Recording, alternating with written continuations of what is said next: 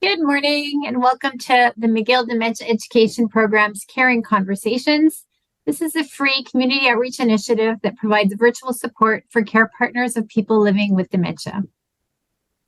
The McGill Dementia Education Program offers a comprehensive range of free resources to educate and support people living with dementia, family and informal caregivers, healthcare and professionals, medical students, and the public at large. An important resource that we offer is Dementia, Your Companion Guide, a booklet which is available online to download for free in 10 different languages. Printed copies can also be obtained at Amazon. You can also find answers to many of your questions in the extensive library of McGill Care's webcasts and podcasts. We now have 100 episodes posted on our website. Caring Conversations is an initiative of the McGill Dementia Education Program and is supported by the Petro-Canada Caremakers Foundation. So today on Giving Tuesday, we'd like to really extend our thanks to the Petro-Canada Caremakers Foundation. Now let's meet our hosts. Lucy Barylak received her Master of Social Work from the McGill University School of Social Work. Lucy has developed evidence-based training for seniors and caregivers, and she has lectured in the field of social gerontology and presented at major conferences. Her research studies have been published in numerous journals. Lucy received the Queen's Jubilee Award for her role in developing a national coalition to support caregivers across Canada. And Joanne Besner is an educator, professional coach, and caregivers. She received her Bachelor of Social Work and Master of Business Administration from McGill University. Her 35-year career in public community health in Quebec spans many roles, including frontline case manager, clinical supervisor, manager, research, and trainer. Today's topic is caring for a person with dementia, what you need to know about hallucinations, delusions, and paranoia. Joanne and Lucy are going to explain the difference between these troubling experiences, why they occur with dementia, and provide some tips on how to respond in each situation. We ask that you keep your microphones turned off, please. We will unmute people as needed once we open the discussion. We also want to let you know that this webinar is being recorded and will be posted on our website. We'll stop recording 15 minutes before the end of the session so that anyone who might want to share a topic but does not want to be recorded may have the chance to do so. Thank you. Please go ahead, ladies. Diane, thank you so much for that beautiful introduction. And Lucy and I are eager to get into our topic today. It's nice to see people returning who have been to our past webinars, and welcome to newcomers. We did want to acknowledge for those who've been with us before and give us the feedback in the post-session surveys. It's so important for us as we really want to tailor our talks to what you ask us for. And one dilemma we see is that some of you want to gain knowledge while others want to share. So we're committed to make room for both. So Lucy and I are going to talk for the first part of the presentation and then open up for the discussion. But we do want to remind you, please, as we're going through, add your thoughts or questions in the chat, and Diane will pause us when necessary so we can hear your thoughts. So, question: why does dementia sometimes cause hallucinations, delusions, and paranoia? So to understand this further, we're going to take a look at what we're going to cover today. We're going to start with what is dementia, what are hallucinations, delusions, and paranoia. We're also going to take a special moment to talk about Lewy body dementia. And as always, we're going to give you tips on how to handle these behaviors. We're also going to talk a little bit about delirium and focus on prevention, because that's the key. So, what is dementia? We want to remind ourselves it's the loss of cognitive functioning, thinking, remembering, and reasoning to such an extent that it interferes with a person's daily life and activities. Some people, not all, with dementia cannot control their emotions, and some, their personalities may change. So imagine that a person with dementia is unable to put bits of information and memories together correctly, which can lead them to draw false conclusions and believe something that really is not true. So dementia does it by reducing the brain's ability to interpret and understand information. And remember, this goes back to the senses that we've talked a lot about, like eyesight and hearing that impact our perception. Reduced or no memory of recent events. Your person may forget explanations that you just give them, and they may even believe that things disappear. They may not understand parts of or retain pieces of certain conversations and get confused from forgetting just to use their hearing aid or glasses. Some other external causes could be side effects from medication, having a psychiatric illness as well, being in an unfamiliar environment, even low lighting that could reduce your vision, and background noise that can be very disturbing. So we're going to begin today with a few letters that Lucy received from caregivers on this topic. And I'm going to go ahead and read them. Dear Lucy, my parents are both in their late 80s, and Dad is caring for Mom, who has Alzheimer's, for the past few years. On my last visit, Mom was very agitated and was not herself. She was pacing up and down the living room and refused to sit down on the sofa. I asked her what was the problem, and she said that the cat was sitting on the couch. My parents do not have a cat, and there certainly was not a cat sitting on the couch. So I tried to tell her that there was no cat, and that made her even more agitated and upset. It took a long time for her to finally go lay down in her bedroom. What is happening to her, and what should we do? Sincerely, Isabel. So that's one. And here's another received. In the last few weeks, my mother, who lives with me and my husband, has started behaving strangely. Mom has dementia, but recently she's been talking to someone who's not there. It appears that she's actually having a conversation with this invisible person. She looked very happy, smiling, and having a good time. I asked her, who are you talking to? And she said, Joe, down the street. I was shocked because, yes, she's been forgetful, but never did this before. I told her that no one is in the house, but she got very upset with me and told me that I don't know anything. Did I say the wrong thing? What should I do? And the last letter that we're going to share today is this one. Dear Lucy, my husband was diagnosed with dementia 4 years ago. I am his main caregiver and truly love this man very much. It has become very difficult for me in the past few months. Michael has started to accuse me of taking money from his wallet. He has not carried any money in his wallet for many years. I tried to explain that to him, and I never took any money and asked him to stop accusing me. He turns his head away and stops talking to me. This has been going on almost daily, and I am very frustrated and don't know what to do. It's becoming more difficult, and I feel so lost and just not knowing where this is coming from. Yesterday, he accused me of having an affair with the neighbor next door. Thank you for listening, Mabel. So think about these scenarios that we've described. These are real letters that dear Lucy has received. Maybe you have some of your own experiences, so keep them in mind as we go forward with the content. And I'm going to pass you now to my colleague, Lucy.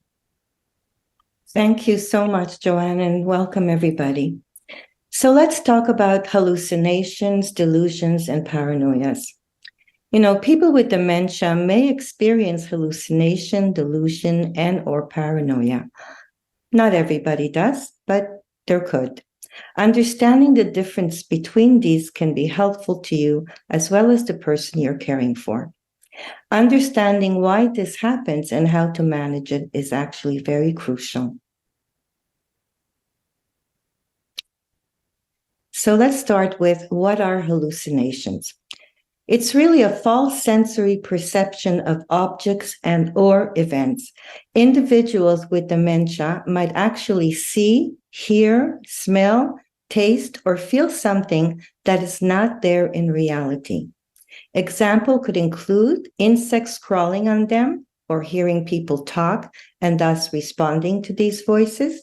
Tasting things that aren't there, for example, they have a metallic taste in their mouth. And smelling things that aren't there, for example, they smell smoke or they smell a very strong perfume. So what are delusions? Delusions really are a false idea or belief. This can sometimes come with misinterpreting a situation. They actually don't understand what's actually going on. Example also could include a person with dementia thinking that a family member is stealing from them or that the police is following them. And what is paranoia? It's a kind of suspicious delusion. So they kind of both go together. For example, accusing a caregiver of being unfaithful. I want to tell you that delusions are more common in dementia with Lewy bodies and can affect people with Alzheimer's disease and vascular dementia, particularly in the later stages. They are less common in people with frontal temporal dementia. Now, remember that dementia is the umbrella term that describes many kinds of dementia, including Alzheimer's. Lewy body is just another type of dementia because Lewy body is particularly affected by hallucination, delusions, and paranoia. So Lewy body is not an Alzheimer's disease. Lewy body is difficult to diagnose many times. Medications and Lewy body can have adverse interactions. Parkinson's disease and Lewy body are very similar, so it's sometimes hard to diagnose. Lewy body affects sleep quality. Lewy body like most dementia, Lewy body is unpredictable. So having said all that, what do caregivers need to know? Okay. Now, I think it's important to remember that hallucination and delusion may or may not be upsetting to the person living with dementia. Not all hallucinations are frightening, and not all delusions are paranoid in nature. Sometimes they may be the result of the person trying to make sense of things. For example, the person may not remember putting her purse away and concludes that it must have been stolen. So, these things, as one of the letters said, when the mother was talking to the neighbor down the street, she wasn't upset. She was kind of enjoying that little bit of interaction. But the most important thing is to be able to assess the situation. When helping someone who is experiencing hallucination or delusion, the best way to start is by arranging a consultation with the person's doctor. The physician can look for physical causes, such as kidney or bladder infection, dehydration, pain, or alcohol drug abuse, all of which can cause hallucination or delusions. It's also possible that the medication being prescribed for pain are the cause. If the physician prescribes a medication, watch for and report any side effects you notice, including over-sedation, increased confusion, tremors, or tics. Even over-the-counter medication can cause someone to hallucinate, become paranoid, or be delusional. So it's really important to keep that in mind. It may also be helpful to have the person's eyesight or hearing checked.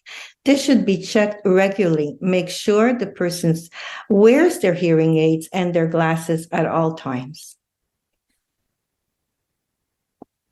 How is the person it's important to look at how is the person responding to the hallucination or delusion. If they don't cause problems for the persons, it's typically best to ignore them. It's also important to avoid arguing with the person about what or he or she sees, hears, or believes. It's a natural reaction to try to correct the person, but unless the behavior becomes dangerous, you might not need to intervene. Leave them alone if they are not upset. I know that it's not easy sometimes, but it's the best way to do that. Now, the other thing that it's really important to reassure them with kind words and a gentle touch. For example, you might want to say, if somebody seems to be frightened, "Don't worry, I'm here. I'll protect you. I'll take care of you. Or I know you're worried. Would you like me to hold your hand, walk with you for a while? Even gentle patting may turn the person's attention toward you and reduce the symptom. Sometimes it doesn't take more than that to just get them off that little episode that they're in. Also look for reasons or feelings behind the hallucination or delusion and try to find out what it means to the individual. For example, you might want to respond with, "It sounds as if you're worried," or "I know this is frightening for you." This way, you're acknowledging their feeling and supporting them. So you're not arguing, you're not trying to change their mind. You're just there to reassure them. The other thing is to use distraction and redirection. We talk a lot about this and other issues. It's not just about hallucination. It's also when they get agitated, it's a very good tool to use. Suggest that the person come with you on a walk or sit next to you in another room. Taking them to another room might really be very helpful. Frightening hallucinations and delusion often subside in well-lit areas. So take a look around and see, is it too dark in the room? Should you be opening the blinds? You might also try to turn the person's attention to a favorite activity, such as listening to music, drawing, looking at photo albums, whatever it is that they enjoy. Now, the literature tells us that we should respond honestly. So keep in mind that the person may sometimes ask about the hallucination or delusion. For example, if he or she asks, "Do you see him?" You may want to answer with, "I know that you see something, but I don't see it." This way, you're not denying what the person sees or hears, but you avoid getting into an argument. This response also helps to normalize the person's experience. Use this tip only if the person actually asks your opinion. Now, this is an important one, is modifying the environment. So what do I mean by that? If a person, for example, looks at the kitchen curtain and sees a face, and says, "Oh my God, there's somebody there," you may be able to remove, change, or close the curtain, whatever you need to do. Turn on more lights to reduce the shadows that could look frightening. If the person insists that he or she sees a strange person in the mirror, it's possible that the person doesn't recognize his or her own reflection. And if the mirror doesn't need to be there, maybe you would want to take it off as well. If the person has delusions about people stealing from him or her, it's always good, and maybe they've lost it, it's always good to have duplicates of these items on hand so you can provide the person with a replacement if indeed it does become lost. Now, what research tells us is non-medical interventions are best. Interventions that are not medical in nature are often the best ways to help someone experience hallucination delusions. Very much what I was talking about. You're trying to interact and get their attention without using medications. However, while non-drug intervention are often effective, medication can be helpful in some cases when the person is persistently upset by the symptom and non-drug approaches have already been tried. So you tried everything, but it's not working. You may also want to ask the doctor to evaluate the person to determine if the medication needs to be added or adjusted to reduce the hallucination or delusion. If the person has a history of serious mental illness, such as schizophrenia, the hallucination or delusion may be related to that illness. It's important to work closely with the person's doctor to help determine an appropriate course of action. And sometimes it takes a little bit of time to adjust medications.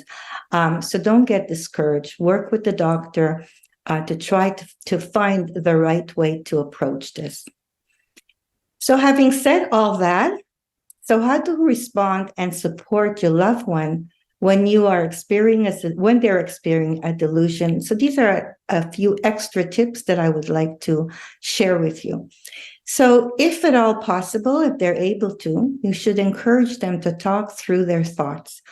It may reveal what is behind their delusion. For example, if they don't believe their home is their home, it may be due to a recent change in furnishing, You may have decided to put a chair here or change the couch around, and it's nothing. I mean, it looks great, but the person doesn't recognize it. So they become really upset with that. Or unfamiliar people are in their home, such as maybe you hired a private caregiver, or maybe there's some renovation. So it's important to kind of try to see what's going on.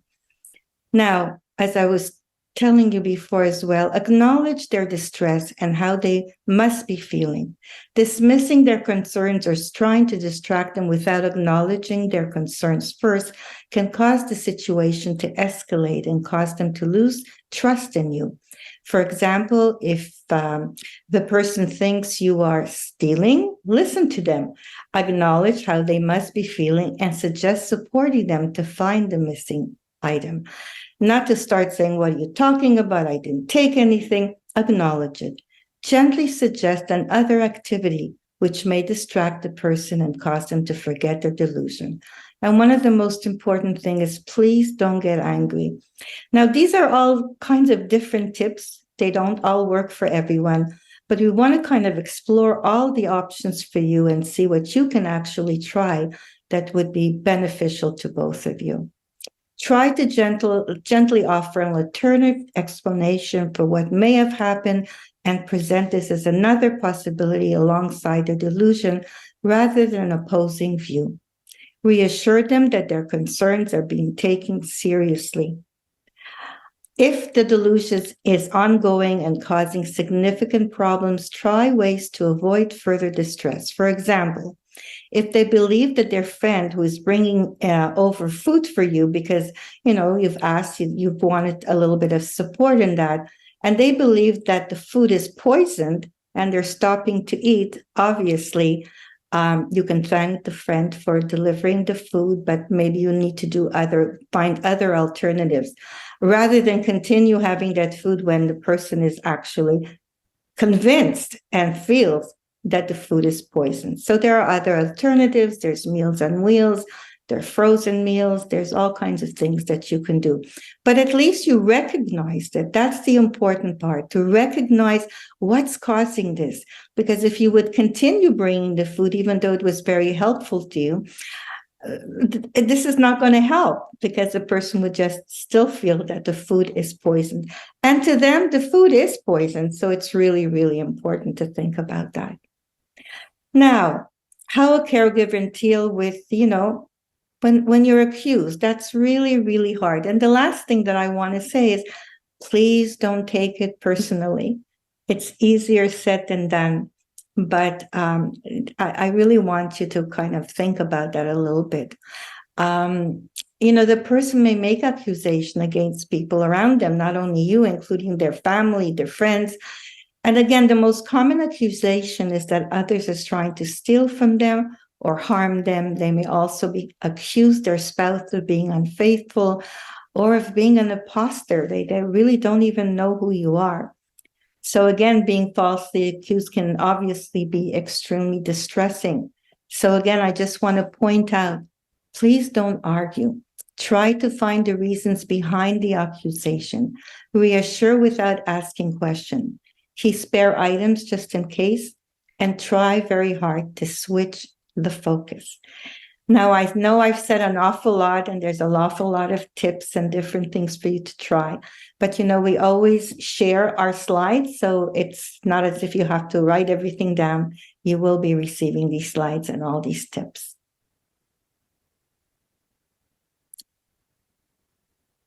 Okay, so prevention is key, right?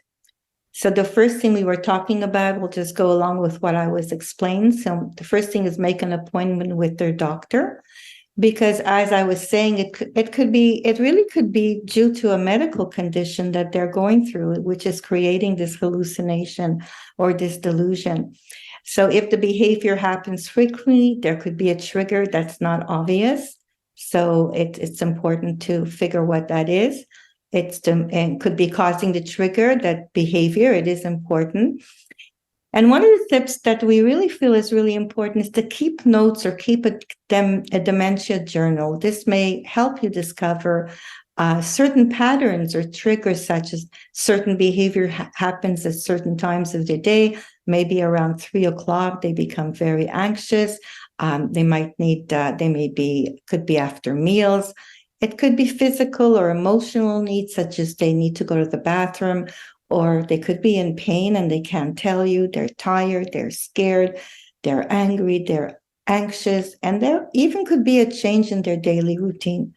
So keeping a journal and kind of getting a sense that the same thing is happening at certain times gives you the opportunity that, maybe they do need to go to the bathroom at 3 and then at 4.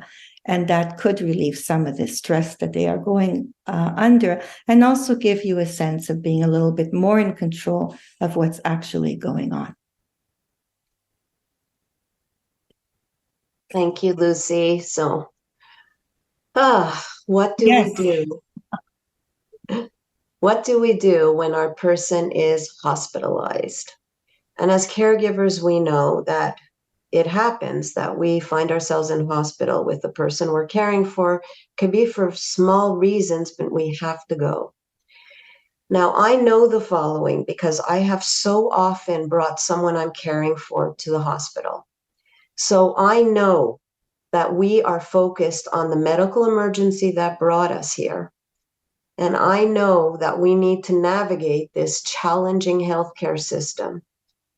And I also know we are very busy advocating and trying to get someone to pay attention and give us care. We're even usually busy trying to find a chair for ourselves to sit in. But we may not realize that there's another risk to watch for, and that is delirium. And we wanted to include that in our presentation today. Delirium is a medical emergency. Delirium can affect anyone, not only those with dementia. Did you know that up to 3 out of 4 older people can experience delirium after a surgery or a serious illness? So what is delirium? So delirium is a sudden change in how someone thinks, acts, or understands what's happening to them. They might be confused, they might see things that aren't there, or seem quiet, withdrawn, or sleepy. They could also be anxious, restless, agitated, or angry.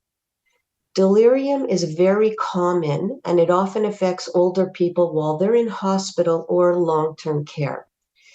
But it's also common in people living with progressive life-limiting illness. Delirium can happen at home too. It can be overlooked because it looks like other illnesses. And for example, delirium is often confused with dementia and even depression. What's interesting is sometimes a delirium, and this is important to know at home, can be the first sign that someone is becoming unwell. It's one of the most common early symptoms of COVID. And I'm going to talk about an example of that in my own family later. But delirium, if you've ever been through it, can be distressing to the person and those around them, especially when they don't know what's causing these changes. I wish I had known what I'm going to tell you today before I experienced it for the first time with my family member. So what are the symptoms of delirium? They can be easily distracted. They can be less aware of where they are or what time it is, so disoriented, seem drowsy or depressed, suddenly not be able to do something that they've always been able to do, like walking or eating, suddenly unable to speak clearly or follow a conversation, have mood swings, anger, agitation, hallucinate, have delusions or become paranoid, strongly believe that things aren't true. Maybe someone's trying to harm them, or as Lucy's saying, having their food poisoned. Anyone with signs and symptoms of delirium must be seen by a doctor right away. And people can have more than one symptom of delirium at a time. They can come and go, and the signs and symptoms are different for everyone. But as I've just gone through this list, you might be asking, well, wait a minute, how is this different from everything Lucy has just presented to you about delusions and paranoia associated with dementia? It sounds exactly the same. So how is delirium different from dementia? So although different, they have similar symptoms like we've heard, and it can be hard to tell even for healthcare professionals. When a person with dementia also gets delirium, then they're going to have symptoms from both conditions at once. There are important differences. Delirium, as I've been mentioning, starts suddenly. That's the key thing. It could be within 1 to 2 days. And symptoms often vary a lot over the day. So in contrast, symptoms of dementia, they come on slowly over months or even years. So if changes or symptoms start suddenly, this is a red flag for delirium. Dementia with Lewy bodies is an exception. This type of dementia has many of the same symptoms as delirium: unpredictability, visual hallucinations, and it can vary a lot during the day.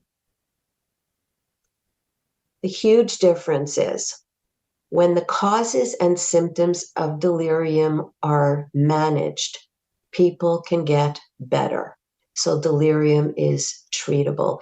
Even though it can persist a little after someone leaves the hospital, generally delirium is temporary.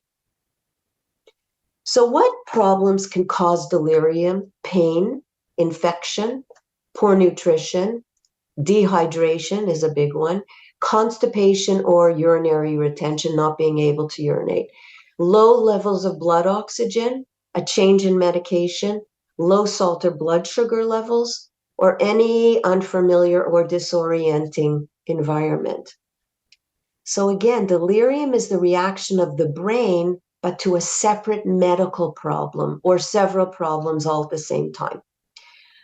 It can also be just from a new setting that can, like being away from home, and that can disorient you, you losing perspective of time and a routine. So when someone goes into a hospital or a care home, it's helpful to be conscious of this. Bring a description of the person, what they're like, what their usual baseline is like. So sometimes I know in hospitals, if you're admitted, there's usually a whiteboard in the room. And it's good to have a few words just in the little corner of how they're functioning for anyone who walks in, so that care staff can refer to this for information. And I'll give you an example. When my father, he was in the hospital several times, I used to write on the whiteboard, "Hi, my name is Bram. I am able to talk with you and understand everything. However, I have hearing difficulties. Please make sure I have my hearing aids in." And this is because people could walk in and start talking to him. He couldn't understand a thing, but due to his hearing. So this can be helpful. So, is your family member at risk for delirium? Remember I said it's common even for those without dementia? Well, let's look at the risk factors. You might be surprised. Anyone 65 years or older or more, and frailty. Anyone who already has problems with memory or understanding, so that's quite logical, or already has dementia, has a greater risk. If you have broken your hip, if you have a serious illness that's getting worse or is at risk of getting worse, excuse me.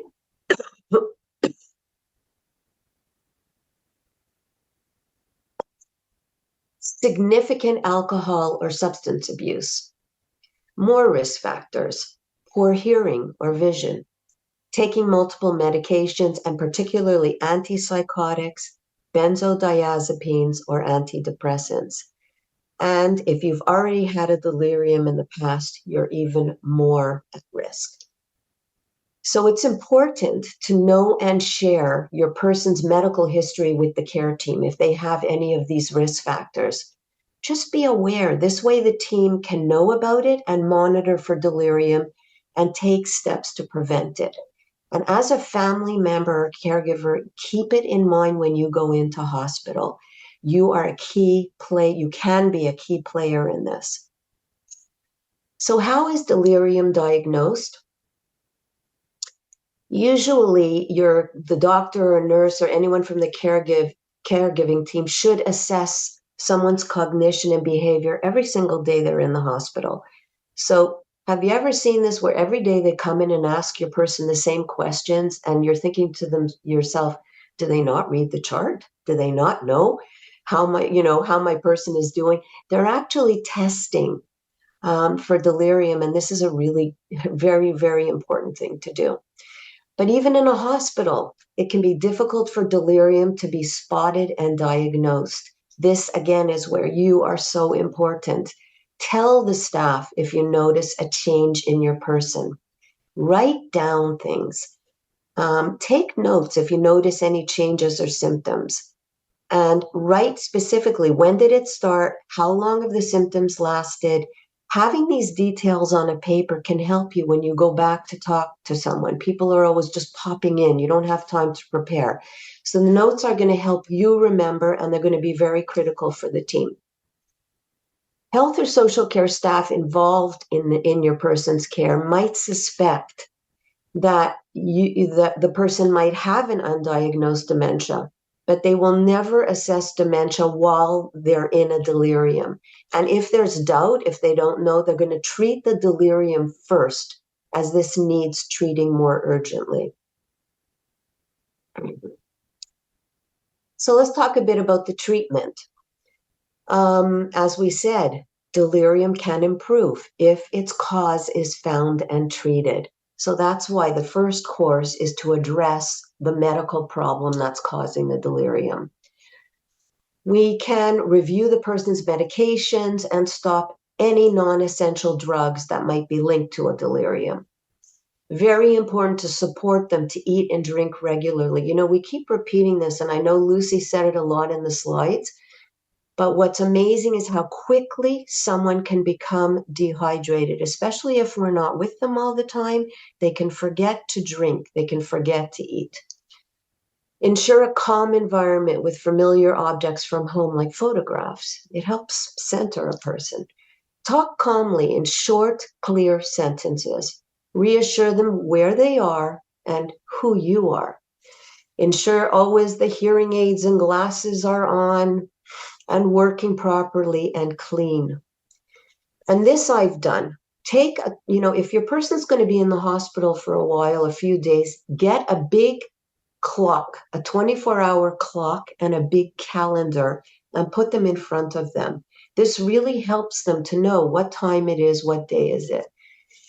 Help them develop a good sleep routine, including reducing noise and dimming the lights at night. This can be challenging in a hospital, especially in an emergency ward. Keep them active. Get them sitting up, getting out of bed as soon as it's medically advisable. And mobilizing is extremely important. So doctors won't normally give someone medication to treat delirium because there is very little evidence that drugs help. Oops, sorry about this. My trigger finger. Drugs should be considered only if the person's behavior, for example, is severe, such as severe agitation or what we call a hyperactive delirium, where it's really a risk maybe of harm to themselves or others, or if the person themselves is in such severe distress. Sorry, my cough is getting the better of me. Okay, so that's what we can do for treatment. But, again, the key here, especially with delirium, is can we prevent it? So let's look at what do we do to prevent it? Pay attention to the medical signs of what's going on. Again, drink plenty of water, liquids, eat well, keep them comfortable. If they're in pain, contact a doctor. Let them spend time with people they recognize and who can comfort them. Make sure, again, that eyeglasses, hearing aids, get enough sleep. Make sure they can use the bathroom when they need to, if possible. This is a key one because I don't know if you've had this experience, but in hospitals, because they're short-staffed, often they will suggest putting a diaper and incontinence product on your person, even if they are able to use the bathroom themselves. This is not a good idea at all if it's possible. This really contributes to delirium. And get up and walk if possible. So you may look at this list of prevention and go, well, Joanne, you just presented almost the same slide earlier in the treatment. And ironically, how we treat delirium is exactly how we can prevent it. It's the same thing, but being aware and doing these things in advance as much as possible. However, sometimes we just cannot prevent a delirium because of the medical factors and because of the change environment. So we want to leave you with this. Whether we're talking about hallucinations, delusions, and paranoias from dementia, which Lucy explained in the beginning of the talk, or if we're talking about a delirium caused by hospitalization, many other caregivers like you are going through the same difficult situations. Don't be alone in this. Share your story. Tell people what you're going through.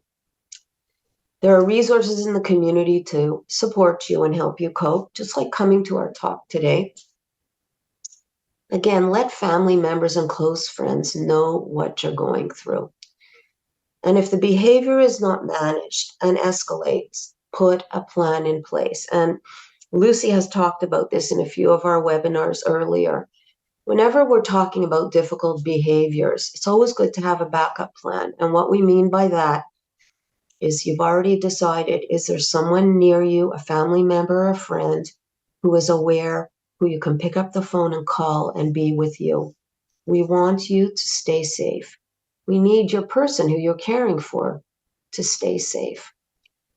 So if you can't manage these behaviors by redirecting, just using all these tips and tricks that we've told you, and things escalate verbally or physically, put a plan in place and just call someone. And if worst case scenario, call 911. You'll need to protect yourself and the persons you're caring for. And there is a time that we do need to address it with greater medical care and hospitalization. So that's the end of our formal presentation. And now Lucy and I want to invite you, as we always do, to have a caring conversation. I'm just going to look at the time. It's around a quarter before the hour, and I'm going to stop sharing the slides. So Lucy and I can share stories, but I'm anxious to hear from Diane if anything is in the chat or anybody wants to join us and share. Hi, ladies. Yes, there are a few comments and questions in the chat. So I'm just going to start at the first one that was raised at the beginning, and that has to do with imposter syndrome. So our viewer mentions, my wife has the delusion that I'm not her husband most of the time. She believes that I am a good friend that takes care of her. Our relationship remains loving. It's difficult for me to know what I'm supposed to be to her at any given time. And there's also an additional part to the question. Let me just scroll down here. She wants to find her husband by calling for him to come and get her. And she agrees to intimacy when she thinks that I am her husband, but she gets upset when she believes that she's been intimate with someone other than her husband. So if you could maybe address that issue, that would be great. Thank you. Well, I have to say that this is really a very, very difficult thing to go, and I'm really sorry that you are going through this. The whole idea that you are her husband. But what's reassuring is when you said that you still do have a relationship, and probably your first instinct is to try and convince her that you are her husband. And sometimes it might work, and other times it may not. As long as you can sort of keep that relationship and go along with where she's at and not argue with her at that time. The other thing is the intimacy part is extremely difficult. I'm glad to hear that you're still able to have an intimate relationship with her, but I could just imagine how when she thinks that she's having a relationship with someone other than her husband, how she must feel very bad or anxious, or how she's displaying those feelings. And I think the only thing that you can do is remember, we talked about reassure her. Reassure her that you are here for her. You don't have to go in to say, I'm your husband or I'm your friend. Just reassure her, I'm here for you. And try to distract her and redirect as much as possible. It's a new kind of way of interacting with your wife, a different way of being almost. It's as if you have to sort of, it's not even it's normal to take it personally, but to just step back and really learn a new way of communicating with her. A way where, as I said, to reassure, to try to distract, and to make sure that you kind of get a sense of certain thing. Where is this coming from? It's not going to be easy. It's a difficult thing to do. But I think that there is a lot of value, a lot of love that seems to be between both of you. And I'm hoping that just by being able to step away and not take it personally, that you are still her caregiver, whether she sees you as her husband or not. I'm just wondering if there's anything else, Joanne, that you would like to add with this as well. I really hear what you're saying, and very meaningful, Lucy. The only other thing, maybe it's an opportunity for us to acknowledge that dementia is such an unusual disease in that we experience so many losses before we lose the person. And really what you're describing in your relationship is losing that the role as you knew it, losing that identity as being the spouse. So we remind ourselves, and I think there are some webinars on our site too, the DEP, that deal with that ambiguous losses ahead of time, the grief that comes ahead. So I wanted to mention that, and also just the strength that you're showing by continuing on this relationship and being where you're at on the moment, be where the person is at, take the joys that are still there, because we do still have that person with us. And please don't feel guilty, and if you feel that you need to have a little bit more support, maybe some individual counseling just to get you through this situation that you're in, and to learn how to deal with new communication skills. Thank you, ladies. Thank you for your question. Please feel free to post your questions in the chat or to raise your hand. So I have another question from someone who suspects that a family member has dementia and paranoia, but they refuse to admit it. They refuse to consult, and they think that the mental health professionals are scams. So what should that person do? Maybe I'll tackle this one first. This is a question that often comes up. And again, how dementia is so tricky, because if you have not been deemed incompetent and you are not endangering anyone, but you have just really evident memory loss, people around you know, everyone sees things, but the person themselves doesn't, it's the hardest time to be able to help them. We cannot force someone to be assessed, so you won't know if that diagnosis is accurate until someone can be able to make it. And sometimes it's not until we have a crisis or a risk situation that we can actually make the diagnosis. So what can we do in the interim? It's really just deal with what's in front of you. Deal with the behaviors. And I'm going to take you back to what, Lucy, you said earlier in the presentation. All of a sudden we see behaviors and paranoia, and they're shocking to us and we're uncomfortable with them. The first thing that Lucy said in the presentation was assess.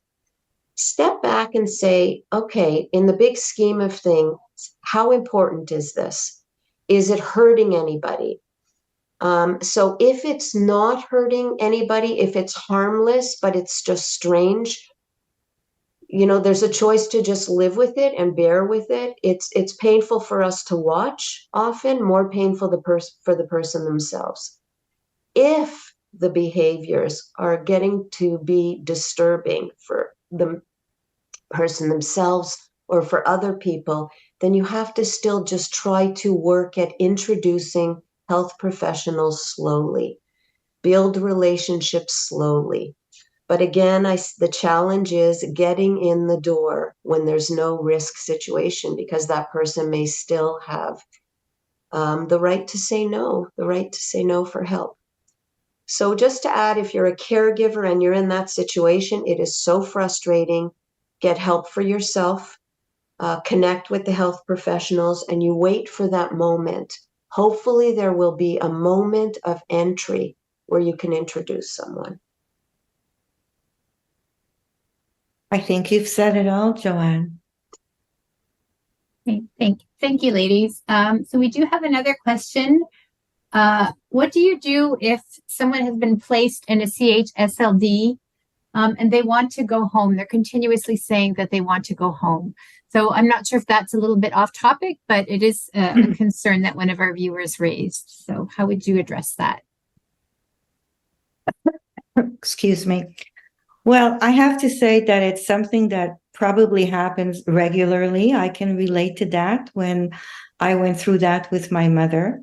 It's a normal thing, they've been taken away from what they were used to. We usually say that it takes between 3 and 6 months for someone to really adjust to a different place. And so again, if we go with what I was presenting today, I think that if somebody wants to say that they want to go home, I think it's important to acknowledge that and to not dismiss it, to talk to them and say, I can understand that you want to go home, and to try to explain why they're here. And possibly it could be because they need a doctor on call, or they need to have more supervision or certain things that cannot be offered at home. But I wouldn't go into it too deeply, just kind of acknowledge and making sure that the person, that if at all possible, that the person has someone visiting maybe on a daily basis. If there's other family around, to have some sort of a schedule. We always suggest that the person going into long-term care bring some personal items, as Joanne said, whether it's pictures, and sometimes it could be maybe even a nice chair that they could sit in or that they enjoy. The bedding is so important as well, making sure that they have their own covers and things that they can relate to. And it isn't easy, but hopefully eventually, as I said, it could take up to 3 to 6 months. And making sure that they're kind of engaging, making sure that the staff is aware of who your family member is, and taking them to activities, every little step at a time, one step at a time. They may not want to, let's say, go to the dining room, but encouraging them. Hopefully they'll, be able to meet someone, another resident, a person in a resident that they can kind of interact. It's not an easy process, but slowly, slowly, one step at a time. So you can try those little tips. Thank you. I see that Ida Myers has her hand raised. Ida, did you want to go ahead and raise your question, please? Well, it's kind of like a question and a statement, because I know that my husband is at home now. He's on the list to go to a nursing home. And he says, I want to go home even when he's here. Mm-hmm. And I say to him, well, when we finish doing this, then we'll try to go home. And then it's gone. So my question is, if he's in a nursing home, could I say the similar thing? And then it will go out of his head. I don't know. Well, I think you could say anything that kind of works. And that little tip is really, thank you for sharing that. That really is a good one. Okay. Again, it's just go along with what's happening. And again, just reassuring is so important, and not making a fuss about things. And it doesn't sound like you're an arguing kind of a person, just the way you're handling it. So kudos to you. Yeah.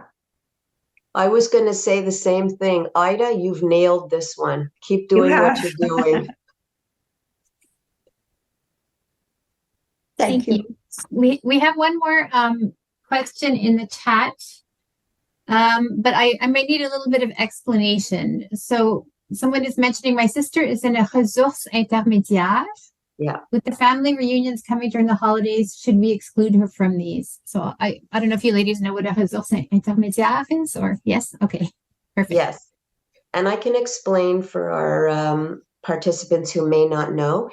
In the public relocation or placement system, there are 3 levels of care. The lowest level of care are like family foster homes, small residents that you may see in duplexes. Intermediate care is exactly what it sounds like. It's between living in a small duplex and in a large nursing home. And these are for people who are still higher functioning than nursing home care level. And we call them ressources intermédiaires in French, or intermediate resources in English. So the question is, again, Diane, should we include them? Can you repeat the last part of the question? Yes, sorry, let me just find it again. Sorry, I was scrolling up a little bit. So my sister is in a ressources intermédiaires. With the family reunions coming during the holidays, should we exclude her from these? You know, you will know the answer to that best. We always want our person to connect and be connected with family members. That's ideal. What you want to look at is, how does she react to changing the environment? Is the impact of the change going to outweigh the benefit of being all together? Sometimes if the transition was so difficult, you may want to look at family going and being with her more than removing somebody and taking them out. For others, leaving the establishment and going to visit can be a wonderful, wonderful experience. So it all comes down to their behaviors.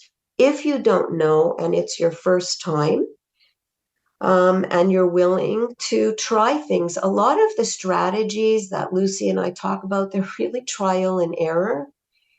And just on a personal note, I would always err on the side of bringing people together with families than avoiding it for fear of something that has never happened or we don't know will happen. But if we take that route, be prepared. You know, even watching this episode gives you a lot of knowledge of what you could face.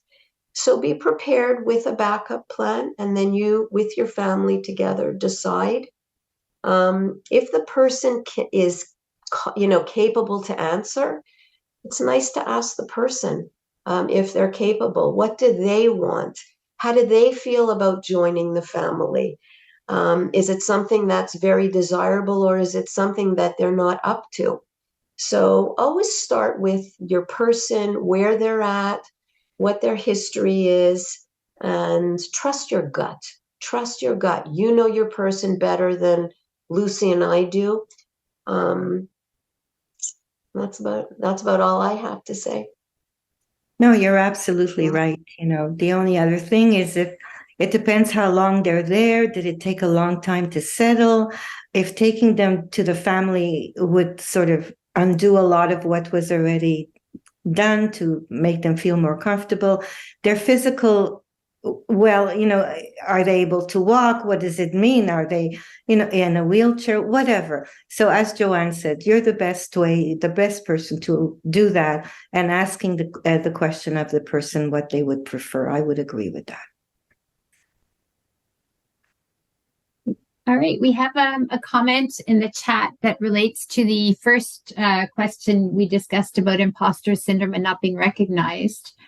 So there's another viewer who mentions that she wears her name, she wears like a name tag, and that way her husband is able to know that who she is. So Mm. that could be an interesting tip, is just having some kind of identification on you to help people identify you. Excellent. That's why we always say, you're the experts. You are the best experts. And thank you for sharing with your peers here. Thank you. So I think we're maybe coming up to the point in time where we'll close the recording and go to private discussions now. I'm just going to say a few words before we do that in case anyone needs to sign off, because it is 11 o'clock. So thank you very much, Joanne and Lucy, for everything that you've shared with us today, and for everyone who's participating. This portion of the Caring Conversations has been recorded and we'll post it on the website. I've posted the link in the chat, where you can also find recordings of previous episodes. So our next Caring Conversation is going to be on the safe use of medications for seniors and caregivers. It's going to be held on December 19th at 10 a.m. We'll be sending out a newsletter with the topic and registration link shortly. We'd also like to gather your feedback regarding Caring Conversations, so we'll be sending you a short evaluation form by email. Please fill it out as soon as possible so that we can know what works for you and what doesn't. Once again, we'd like to acknowledge that Caring Conversations is supported by the Petro-Canada Caremakers Foundation. It's a project of the McGill Dementia Education Program, which is funded entirely by private donations. If you'd like to join our mailing list to be notified about important programs and resources, please visit our website, mcgill.ca/dementia. Thank you for joining us today. We hope you found this conversation useful, and we wish you all the best.